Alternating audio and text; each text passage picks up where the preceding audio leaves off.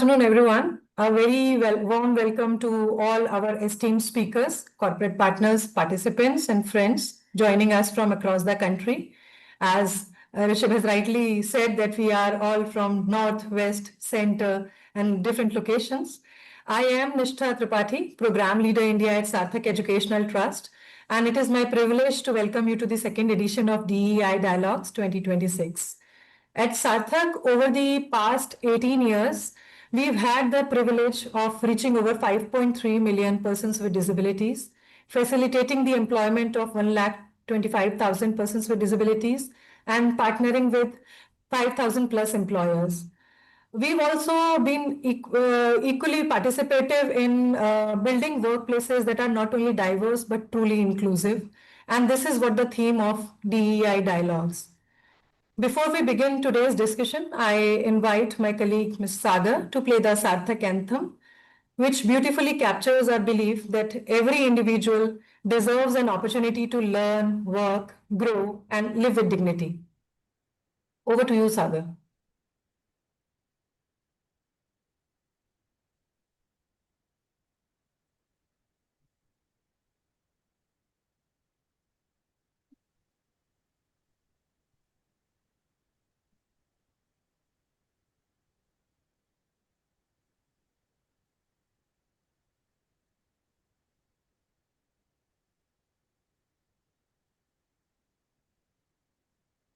Sagar, audio is not there. I'm not able to hear it.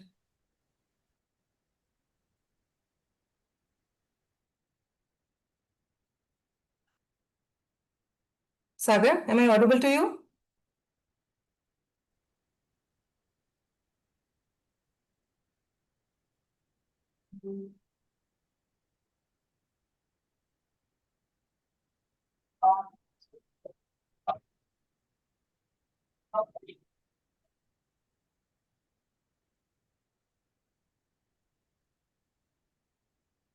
Sagar, there isn't any audio.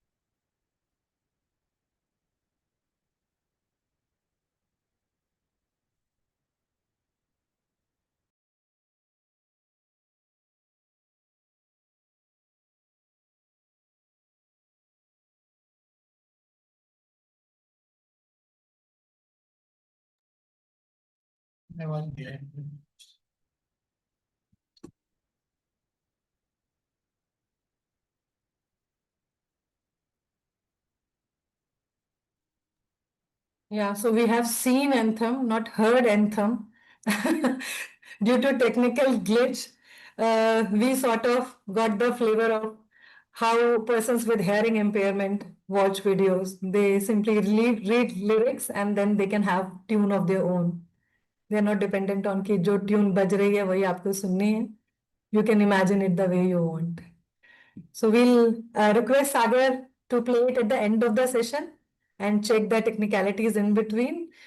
Um, So I remember when Sarthak was started nearly 2 decades ago, our biggest challenge was convincing employers that persons with disabilities can work. Today, the conversation has changed. Organizations have moved beyond asking, can they work? They are like, how do we ensure that every disability category, every department, and every career level becomes truly inclusive? That's real progress. Today, along with disability hiring, we'll cover what happens after hiring. That journey from recruitment to retention, growth, and leadership is what today's conversation is all about. I would like you to imagine one scenario that think about the last person with disability, and this not doesn't apply to only speakers, to all the viewers as well who all are watching us live. That think about the last person with disability your organization hired. Did success end with the offer letter that you have hired a person with disability, or did success meant that 6 months later they were confident, their manager trusted them, their colleagues treated them like any other team member, not as a liability, and they were already preparing for their next promotion. That is, they are confident and now they are looking forward. This difference is the real difference between hiring and inclusion. If any of these elements are missing, then we need to start thinking about inclusion. To explore this further, we are joined by four exceptional HR leaders who have not only championed disability hiring, but have also been instrumental in creating inclusive workplace cultures. I'd like to first welcome Ms. Priyanka Mohanty, Vice President, Global Corporate HR and Global Head of Talent Management at Sarthak. Priyanka leads talent strategy for over 38,000 employees across 13 countries, driving global initiatives in leadership development, DEI, talent management, and employee engagement. She's also been recognized as Asia's 100 power leaders in HR. And here is something that I personally admire, that outside the corporate world, she's climbed Everest Base Camp, Kilimanjaro, and Mount Elbrus. So breaking barriers clearly is not limited to boardroom for her. Welcome, Priyanka. Thank you, Nishtha. Joining us next is Mr. Rishabh Tandon, Cluster Director of Human Resources for Marriott International, overseeing HR across 17 hotels, 5 brands, and 9 cities. With more than 15 years of experience across Marriott and IHG, Rishabh has built a reputation for creating people-first workplaces.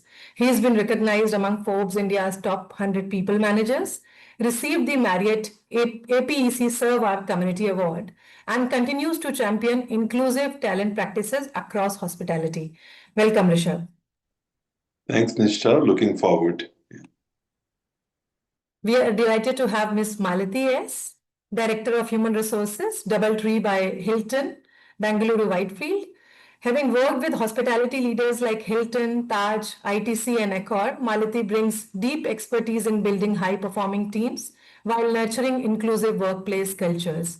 We are looking forward to hearing practical insights from your journey. Welcome, Malati. Sure, thank you. Looking forward.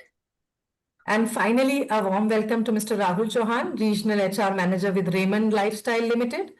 Rahul oversees HR operations for North and East India across Raymond's retail business. And as retail is perhaps one of the most dynamic environments to implement inclusion at scale, and Rahul's experience in managing diverse frontline teams will add a valuable operational perspective in today's discussion. Welcome, Rahul. Thank you, Mr. So before we get into HR strategies and different processes you are following or different practices you are adopting in your organization, let's begin with something simple, something digestible. One sentence, no technical jargon, so everyone gets connected to it really quick. So when I say inclusive workplace, what is the very first word that comes to your mind? Priyanka, let's begin with you. I think where people are able to openly express themselves without fear of being judged. Beautiful. Rishabh, would you agree or would you describe it differently? I think similar note, it has to be welcoming and safe for people to come in. Yeah. Very rightly said. Malati, what does inclusion feel like from your perspective? It's open for all. Like there is no barrier for anyone to think about the workplace. It should be open for everyone. Great. And Rahul, one word from retail. How do you see inclusion?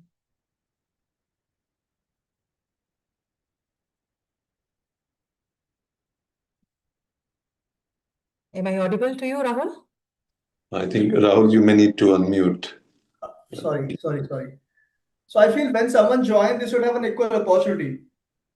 They should feel good in that environment. They should express themselves, whatever they want to express, whatever they want to do. It should be, equal for everyone. So the basic flavor that I'm getting from everyone's responses is normalizing. That we Yeah. should not think of in terms of exclusion or inclusion. It should be very normally flowing, and people should feel that sense of belonging, sense of sharing, sense of being safe and secure, wherein they can speak their minds out. Yeah. So that's really sets the context very, very clearly that we all are looking forward to that equation in our ecosystems. Now, coming to the technical part of it, Priyanka, Sarthak has built a strong track record in disability inclusion. Looking back, what was the real turning point that made you all think that let's get into this, let's start hiring persons with disability? Was it leadership commitment? Was it technology? What is a change? Was it a change in mindset, or simply the idea of giving people the first opportunity and then, I mean, meeting it heads on? Yes, thank you, Nishta. I think you are taking me back now 15 years. I think in 2009-10. So that time, honestly, this concept was very new, and of course, I cannot name our disability inclusion journey without naming Sarthak, because I think y'all were the first. So we had this entire journey with you. The when we started in 2010, I remember our leadership had a vision that at that point in time we need to include persons with disabilities. Honestly, we didn't know how. So our top challenges were we did not know where to find the talent pool. So that was a big challenge. Second was the infrastructure. We didn't know whether we were ready to welcome them into our organization. And third, what do we say to business? How do we make it a business case? Because see, ultimately, corporate houses, they will ask for ROI at the end. So how do we make it a business case? And to address these three challenges, I think we created certain enablers at that point in time. Because when we delved into this journey, it was like a change management initiative, I would say. So starting from target based commitment to specific engagement activity to removing the unconscious bias and sensitizing everybody in the organization. It was very important, because as HR we can only do our bit, but it all depends on the managers who will be the daily touch point. So we had to actually sensitize each one of them. And then accessibility, minor modifications in our environment. And it was not a one-time activity. It's an ongoing activity over the last so many years. And finally, I would say that measuring the ROI of whatever we are investing in, because ultimately we had to present this change or management initiative to our business.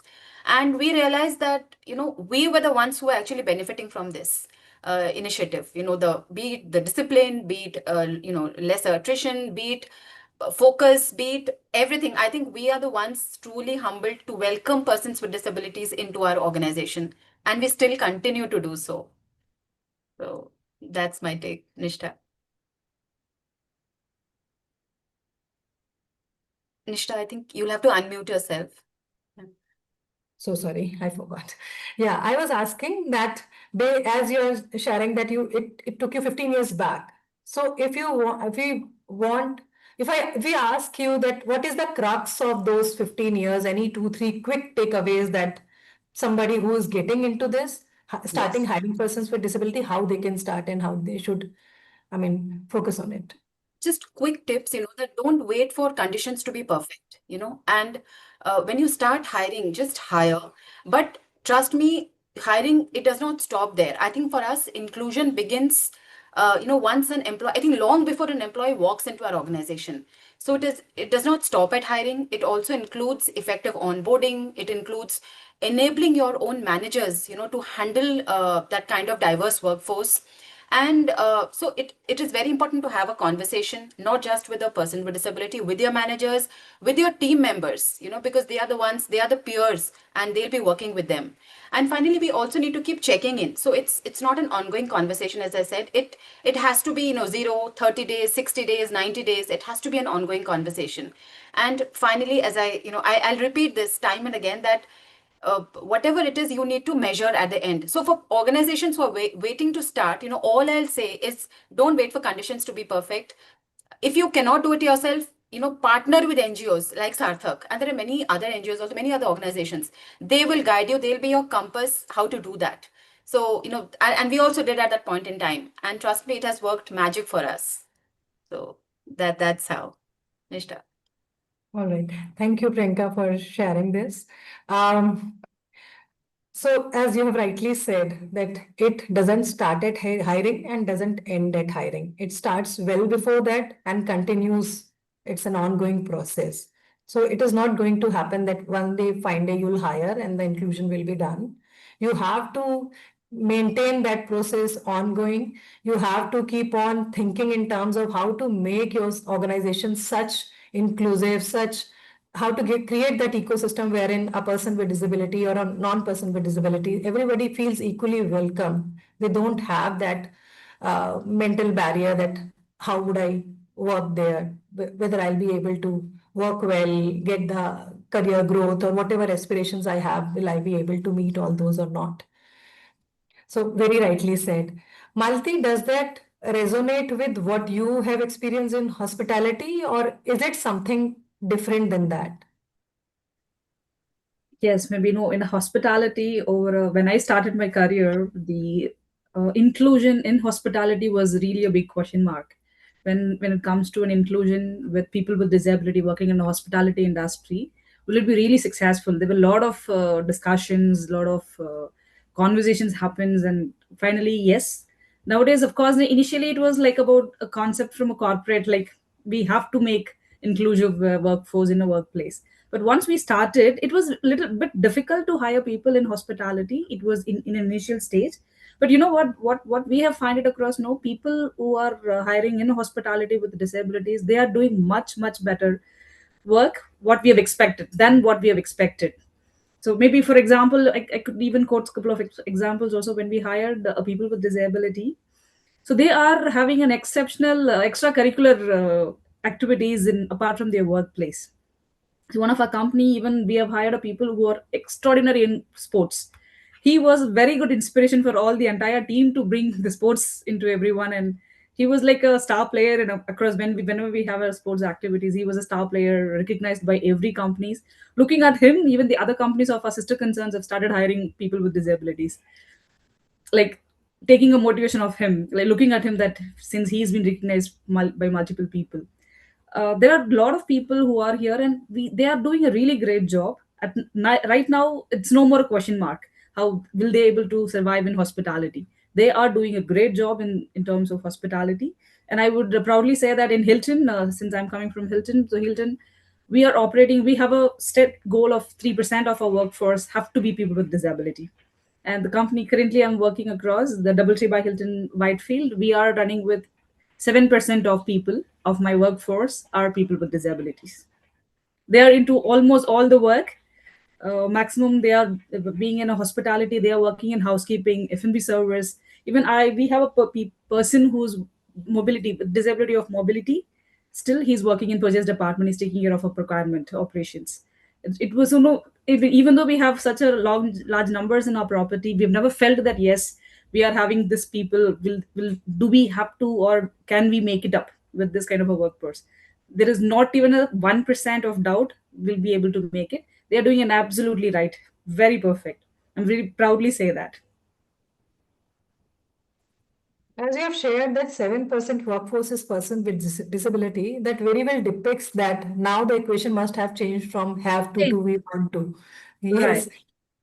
And as you have mentioned that persons with disability are working across job roles. We would like to hear more on that. How you, started, because in most of the organizations, it is limited to a few roles, and as and when they succeed, then they move to next levels. Was it the same in Hilton, or you progress simultaneously? How was it? Departments wise, the operations, we have multiple operations, and it's not only they join to couple. So some of the places, what they will hire, they will just retain them in the same level. It doesn't work in that way. No, we have even hired them, and they've got promoted as well to a managerial levels. We have almost the properties which I came across, there are 4 5 people have become a managers as well. When they joined as a staff, they moved to a next, they've claimed up their ladders in the employment as well. And trust me, initially when we were discussed across, no, will they able to manage the crowd when they can work, but they can manage the people? There was over a question mark. But looking at them, that question mark also just got erased from our minds. And yes, they do can manage the team who are working under them. And majorly they are into almost all the operations. I would say that they are working in housekeeping. They are being recognized by most of our guests very nicely, and they're doing a great job. They're working in F&B service, and they're working in culinary. We have people in laundry, and as I said, we have people working in purchase and finance as well. So nowadays there's no question mark about will they able to manage. They are into everywhere. Wonderful. Listening to you, I'm recalling one story. At Sarthak, we regularly organize alumni interaction sessions, and wherein we our placed candidates return to interact with current trainees, sharing their workplace stories, their challenges, and how they coped up with that initially, and where they are performing, what are their aspirations like. And I clearly remember one young hospitality associate telling us, on my very first day, I was very nervous. I was thinking that everyone is going to notice my disability and they'll show some pity, and the case would be over that just because I'm a person with disability, I am being hired. But I'm really very glad that today they remember my service. They don't, look at my disability, they look at what I can do. And this is what true inclusion looks like, that when ability becomes the first thing people notice, it is no more obligation or uh, some formality that is needed to be met. But when a person with disability is seen just as a person and along with the ability that he or she can contribute to the workplace. Yeah, even I have another example also of a person when Yes. we hired one of the person, he was his the major criteria of hiring him is was he was an inclusive workforce. Just because of that criteria, we have hired that person. And after coming within 6 months, he changed the perception for entire team members. No, he's been recognized not by his disability, but by his work. Everyone is looking at him not because of his disability. Everyone is recognizing him by his work, and he just extraordinary well. So even it's not only internal employees who are recognizing him, and even our guest who are staying in our hotel has also started recognizing him by his work. No one said that no, that person. No, they specifically mentioned his name and what he did. So that was really a very great successful story of people who are working in this. Wonderful. Thanks for sharing that. Coming to you, Rishabh, Marriott has demonstrated that inclusion and operational excellence can go hand in hand. It's not like if you have to be inclusive, you'll have to compromise on operational excellence. And the same Priyanka has also very clearly stated in her narrative. In fact, I know your team is now looking beyond entry level hiring and exploring career progression into supervisory roles, which is a remarkable shift. And where do you see hospitality, or in particular Marriott, heading over the next few years? Yeah, so Mishra, first of all, thank you for the opportunity to share my views here. Uh, Marriott is definitely growing, and any hospitality company, when they grow, they need people. It's we are still, covered beyond the AI bubble. As in, we are hospitality, we need people, right? And we also know that talent is a crunch across industries. We all are struggling to get the right talent. Uh, Marriott started with their disability journey almost 10 years back in the country. Initially, we had numbers close to 100, 150. Currently, we are trending at around 430 plus people with special ability. And one of the projects where Sarthak is partnered with me is called Milestone 500. Very soon, we wanted to see the number cross 500. So we are open to work, with PWDs in all arenas, whether it is employee as a full-term employee, and also in case if somebody is younger wants to do an apprenticeship program, we are also open for PWDs there. A few of the roles where Marriott is able to successfully, grow them, especially in areas like housekeeping, laundry, uniform room services, food and beverage services. Uh, they have done an exceptional job. And even as a front office welcome agent, the good thing that I'm noticing, especially in India, is as we are moving from a developing nation to a developed nation, there are very evolved travelers, whether it is domestic traveler or international traveler. The stories that really touches our heart is when they see people with special abilities serving them, whether it is speech and hearing impaired or person with locomotor disability, you know in their guest comments, in their feedback, in their TripAdvisor rating, they said we have a huge respect for an employer like Marriott for providing opportunities, beyond regular. So, and these stories are reaching till the MD, CEO, global CEO, right? And I think that is also inspiring. Having said that, Marriott is an extremely growing organization, and they have also realized a great balance of IQ and EQ. They have hired people with special ability, and now the next project that again we are partnering with Sarthak is how we develop them into a supervisory slash executive role. Like the way we have programs for our regular full-time employees for supervisory development, we are using that as a base and converting modules in sign languages for supervisors and above. So that's the whole plan as of now that we have. All right. And what will it take to build confidence among managers and colleagues to welcome not only persons with hearing impairment or locomotor disability, but also neurodiverse individuals or persons with visual impairment into a wider range of roles? So I think, Nishta, as we say in the world of HR and L&D, training is like taking a shower, bathing. You have to train every day. And I would say in this field, sensitization workshop is also like you have to do it consistently. It is not like we did it once in a year and the whole manager are sensitized. So we have to deliberately make an attempt to sensitize people, especially the managers, executives and managers, uh, and on all forms of diversity, in the sense that we also have people with neurodiverse background, right? In fact, one of our chef, who's an executive pastry chef, not just a junior commie, the highest position in the field of culinary bakery, and that too from a very famous hotel in India called St. Regis Mumbai. Kashif comes from a similar background. He was also awarded by our company headquarter in US under the JW Marriott Award for Excellence, right? So when they see recognition is coming from the global headquarter, that this may be one story, but this also travels. So one of our plan this year is to have good number of sensitization workshop. I think Sarthak has been kind in offering us a very lucrative opportunity to have these workshops across India, across cities in India. So what we are doing is we are doing market-wise sensitization. So one workshop is happening in Bangalore, the other one is happening in Delhi, and we are bringing four hotels together so that we can cover maximum number of people. So this is one approach that I think will help.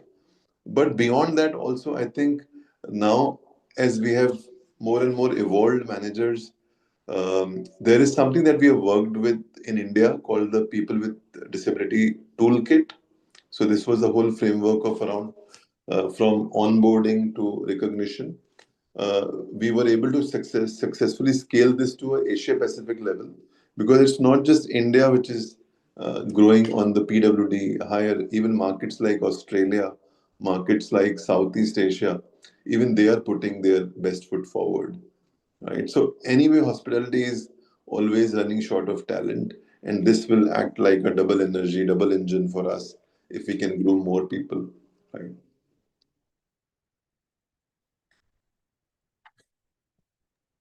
Sorry, ma'am, you have to unmute. Yeah, no, Very well said, Rishabh, that it's already very hard to get skilled workforce. And if we correct. can get skilled PWD workforce, what's the harm? So, Malati, coming to you, you've worked across Hilton, Taj, ITC, and Accor. You've seen different organizational cultures, different leadership styles, and different teams. In your experience, what is actually harder? Finding talented persons with disabilities or preparing managers and colleagues to welcome them? According to me, finding talent is about 50%. Yes, I do agree that it is challenging to find a suitable, qualified professional with disabilities. But the hardest is creating a proper culture for the person who get adopted in the workplace. No, our in hospitality, or not even not about hospitality, anywhere the managers will always have a different mindset, how to prepare their team to complete their task on time. But when they are getting a person with disability, they have to think twice. Will they able to handle things individually, or I need to give another additional hands? Or the workplace, how others will communicate with the person who's coming inside with disability. Sensitization of a culture is little more challenging, but we have come up with an option of, yes, when we hire a person with disabilities, especially we have more number of hearing and speech uh, per candidates. So we have a sign language sessions on a monthly basis. So every month we get a trainer from outside the organization what we coordinated with. We get a trainer on a monthly basis, and we have a session for entire workforce, and they will train the entire workforce on sign languages where they can also communicate with everyone. It's not necessarily that they can communicate among themselves. So even the normal people like us also can communicate with them, whatever we know how to communicate with them. So that created a very positive vibrant for all of them also, where everyone can communicate with each other. And as per research, I mean, this is a research phenomena that learning a new language helps you de-stress. So let it be sign language as well. And we all are, I mean, watching all these statistics regularly, that stress is on increase like anything. Right. So learning sign language could be a good stress buster. It was even I used to be part of the session, but it was very interesting, very true. Even the alphabets, what we know, when we tell our name in their sign language with the alphabets. And we do have we have also launched with a new option, like whenever we have these common forums like town hall meetings, any recognition programs, it will be all for only the normal people can only understand. For them, it will be only a show. They do not even understand what is happening across. So we also started arranging an interpreter who comes on for that meeting, who explains them what is happening around. And we have a person who stands on the stage, will explain all this about whatever they talk as a normal person. Whoever is having a conversation on a stage will be translated in sign language for those people who are with us on the forum. So that was really a very success step what we thought. And all this while they were just seeing this as like muted movie, but Yeah. that moment onwards it was like it was a real show for them. They also understood what is happening around, what they're talking about and all. That was another point which I said, no, we have done sensitization workplaces. That's, maybe I could say that that's next level we have stepped inside. Yes, very rightly said. Um, Priyanka, we all are born with those perceptual biases wherein we look at the persons and then we decide on our own what that person can do and cannot do. And as you were one of the few key persons who have started hiring persons with disability in Startech, how you address those perceptual biases? Yes, I think now Nishtha, probably we've reached a stage where we need to move from disability awareness to, I think, disability confidence, because many times managers have walked up to us and they ask us that like, what if I say something wrong? and they really want to be inclusive, but perhaps sometimes, they just come up and express their concerns. They say, what if I say something wrong? And at that point in time, our answer to them is very simple, that just don't worry about being perfect, focus on being genuine. Because most, they are not expected to know everything about disability, that's for sure. I think what the persons with disability value today is a manager who is approachable, who is willing to listen, and who is also open to learning.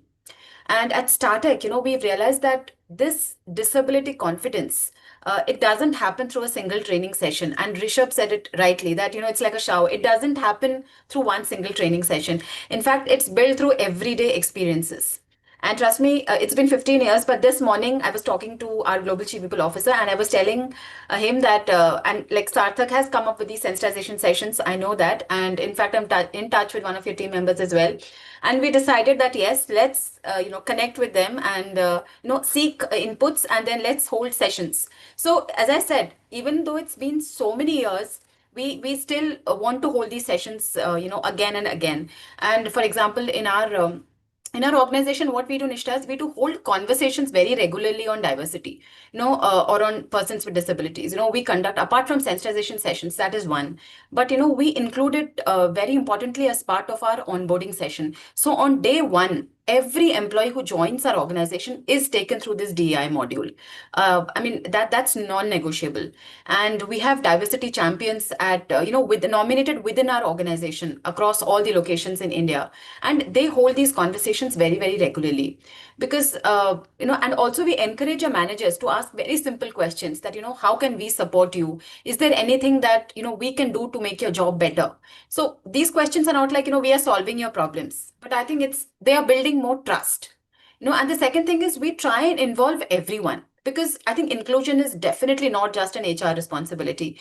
So having conversations, like we have a target-based commitment. So we have a hiring of 2% of our global workforce as persons with disabilities. And HR can't do that alone. So that conversation between HR and the ops people, the operations people, the support people, that, how do we do it? It's clearly embedded in the goal sheets, but having conversations around them makes it very easy, and it kind of, gets embedded in our DNA. And people also feel very safe, very secured. And we make it part of our executive team meetings. So every month, we make sure that all these numbers, and these are not just hiring numbers, huh? These are numbers like retention numbers, how many sensitization sessions have been held, how many people have been promoted through career progression, how many people have participated in that particular training program. All of these sessions are beautifully tracked, in every executive review. And this is how we create conversations. And that kind of, makes disability inclusion not just a symbolic activity, but it kind of gets embedded into our culture. And very beautifully, you can see, every year when we do this Joy of Giving activity, which in fact is for the persons with disabilities outside our organization, you will see how our people just come up. 90% of our people are on minimum wages because it's a BPO, it's a business process outsourcing company.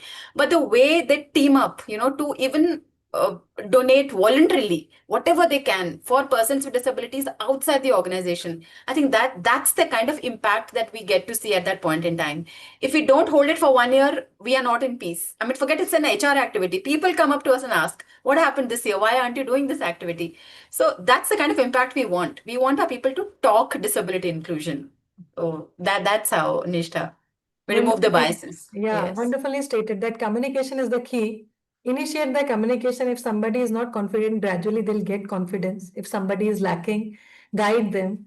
If somebody is doing something good, praise them. And hiring and hiring inclusion of persons with disability starts with the first step, that is hiring and inclusion. There is no other way to go about. Um, Rishabh, coming back to you, do you think that manager preparedness or team preparedness is now becoming more important than recruitment itself? I Recruitment. think yes, especially for companies who have crossed that initial barrier of accepting people with disability. So I think companies that have a good strength of 2% plus manpower, yes, because ultimately we will hit the bottleneck. Till how long you can keep engaging people with special ability. See, gone are those days where you can, there's always a talk about Gen Z not staying, for jobs for more than a year. The same syndrome is there in people with special ability as well, right? You can keep them for a year or two, and even I'm assuming even people who are in the similar industry, they would be offered job opportunities outside, and leave the job opportunity outside. I think it is also a moral responsibility for us to groom them for the near future, right? Preparedness is our responsibility. Their growth, to the next level is also their combined responsibility. If they are open to accept the challenges of becoming an executive, becoming a manager, because that also, it will not come purely basis sympathy or empathy. It will come once they are prepared for it. We help them prepare for the role. They're accepting the role. It is well and good for us that we are showing internal talent growth to a supervisory level for people with special ability. And how I foresee nowadays, I think especially if you have manager in operations who have a little bit of a better EQ than the remaining fraternity, I think you can make a lot of difference. I'll cite an example. I work with a gentleman who eventually end up in getting a Helen Keller Foundation Award, because that's one of the large awards in the field of disability.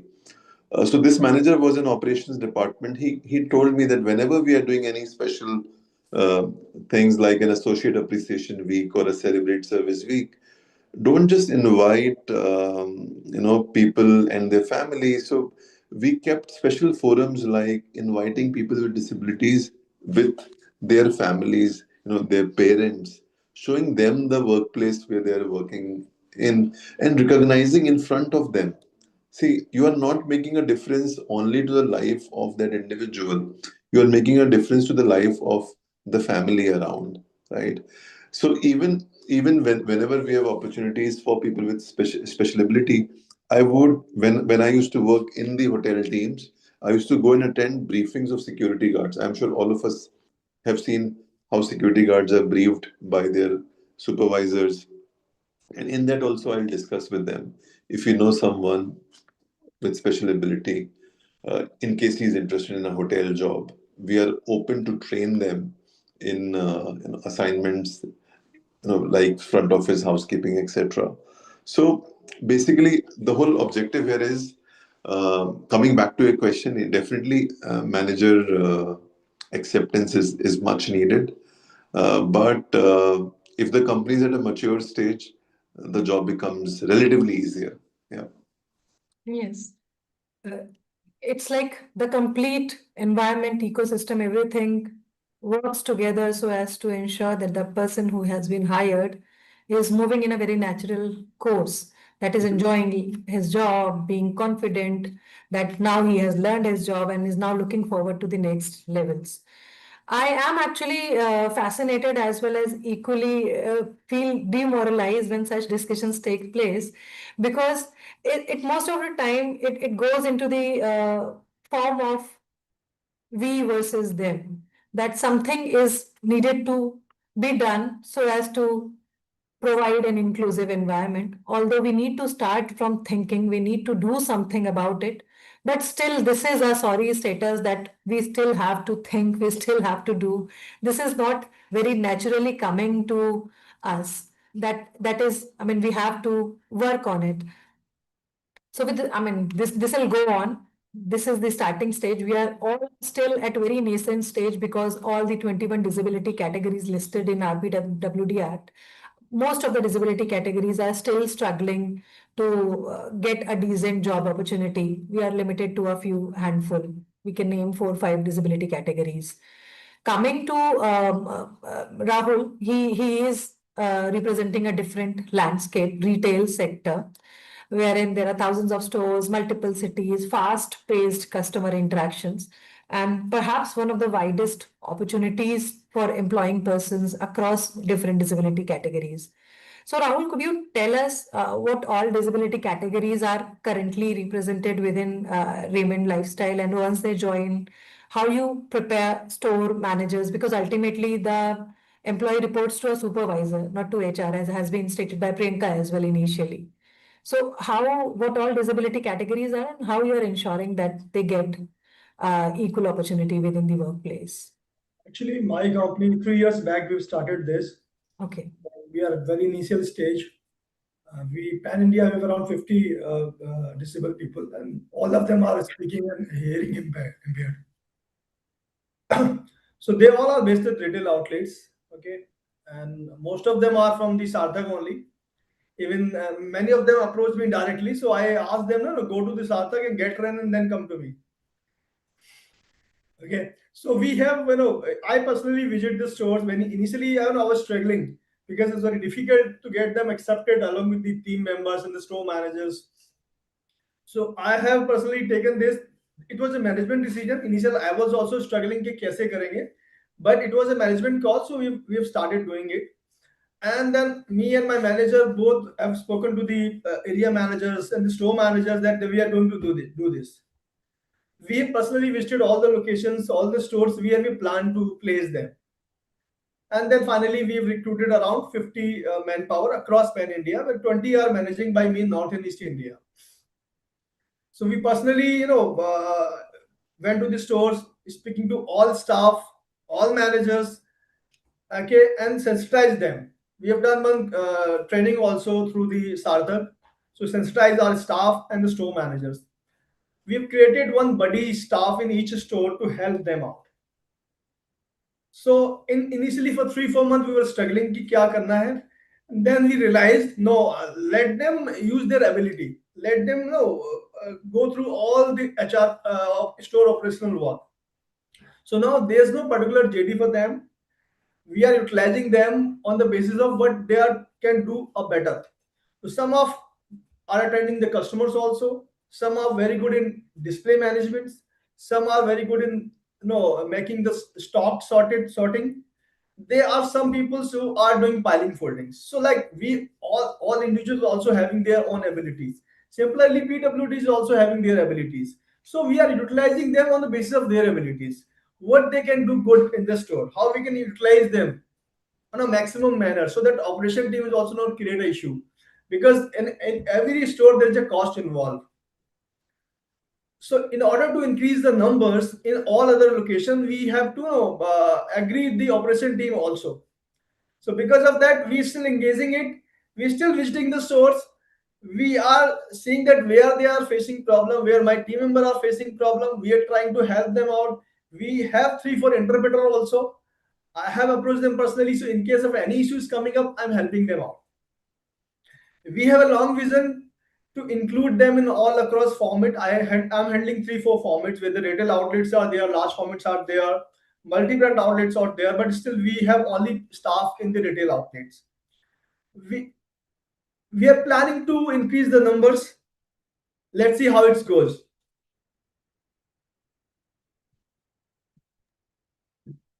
Wonderful, Rahul. We can all connect with you. We've been at that stage when you were Last year, one staff from a Delhi location has won the, there's a retail association. So he's won the award, national awards in Pan India level. Hello.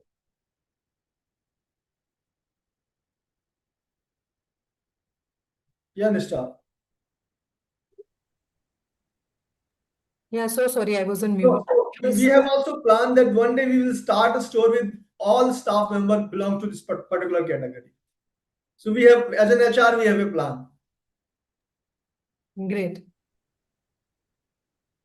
So Rahul, as you have shared that you have started just 2 years back and have were initially struggling how to go about it. There are initial challenges when we start something new. But what I would specifically like to ask this question to you, because all of the other team members are quite of seasoned. I mean, they have past this stage wherein some initial struggle was involved. Now they are in that stage wherein they are seeing, okay, hiring a person with disability is a beneficial thing to the organization in terms of monetary aspects as well. This is not a loss scenario, but you are initially struggling. So what is that is keeping you motivated other than top-down orders? Whenever I visit the store and I see the smile in their face, it just motivates me. Okay, and we have, we created a different group also. So whatever anything is good is coming up in pan India level, we appreciate that. So smile on the face, it motivates me. Wonderful. At Sarthak, uh, along with many other corporate partners, as I've initially mentioned, we have around 5,000 plus corporate partners who are with us, assisting and supporting us with in all these endeavors of ensuring that persons with disability get equal opportunity workplace. We realize that recruitment can happen in a day, but inclusion take months, sometimes years, and that's why our engagement with organizations doesn't end with providing them some skilled workforce.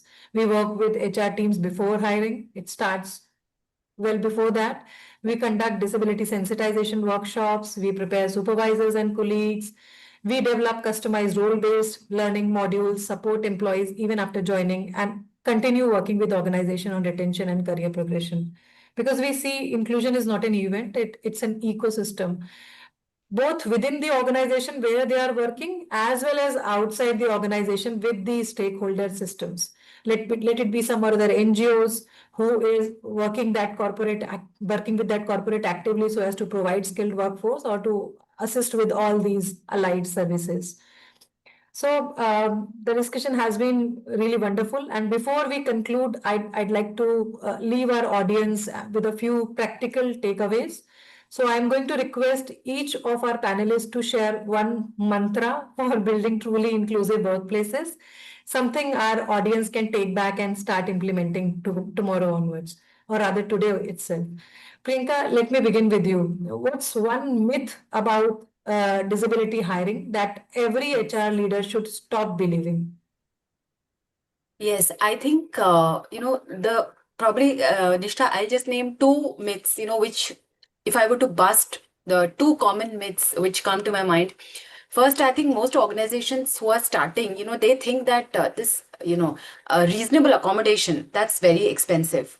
But in reality, I think, and surprisingly also, if we try and invest, they are actually not that expensive. They will cost us a little, but it will make a significant difference to the employees' productivity and confidence. And second, I think the myth probably that we need to bust, which is very important, is accommodation means like lowering expectations. It doesn't mean that we are lowering the performance expectations. Some people might ask, okay, we are giving them reasonable accommodation. Does that mean that the performance expectations will not be the same? No. I think what changes is that we are removing some unnecessary barriers so employees can perform to their full potential. Because I think that reasonable accommodation isn't about giving somebody a special advantage. It's just about creating an equitable workplace where every individual will have the opportunity to contribute, to perform, and to succeed. Thank you, Priyanka.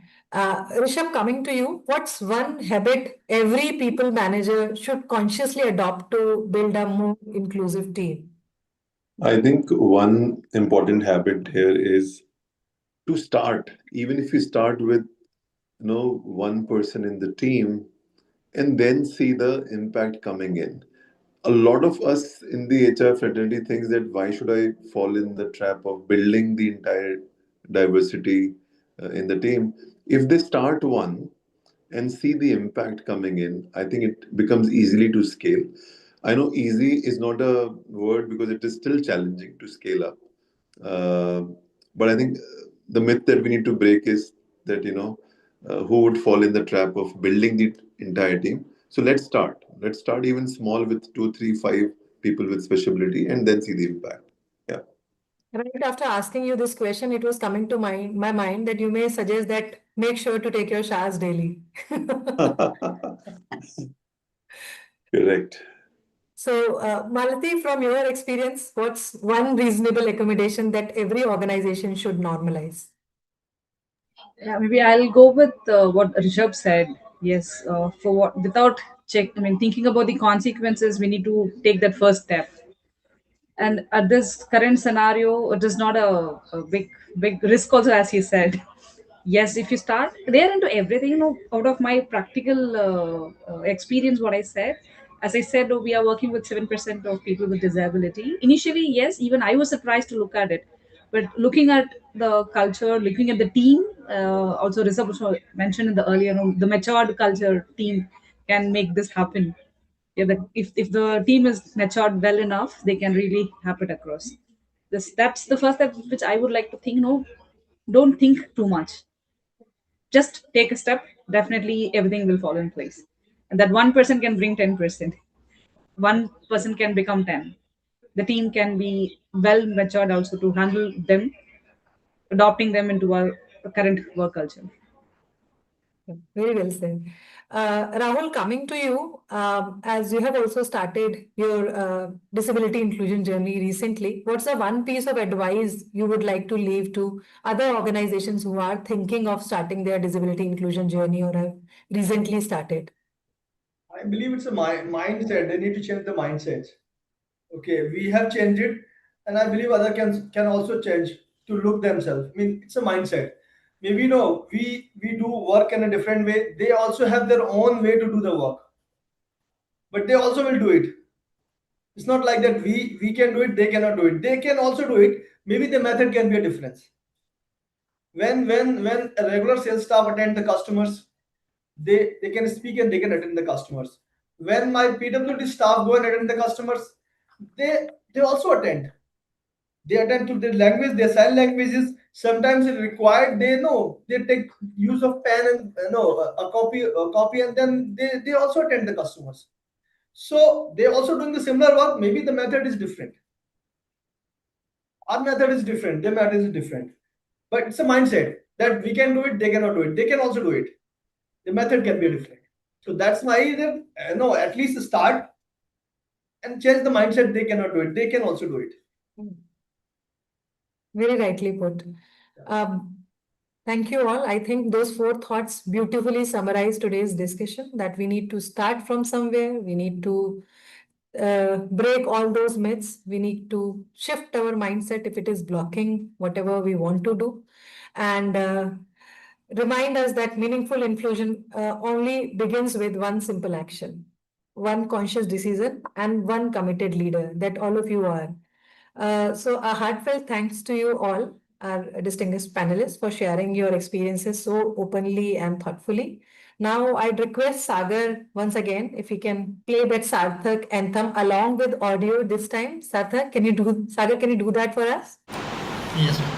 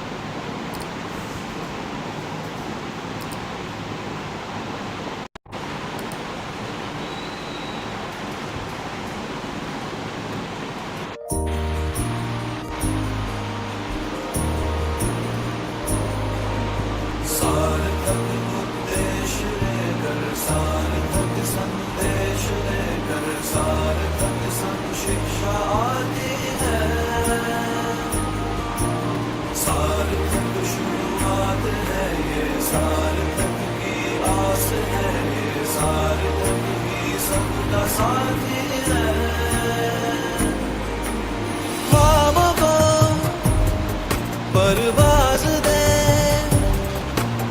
खुद को तू आवाज़ दे, ये समय भी तेरे साथ चल देगा।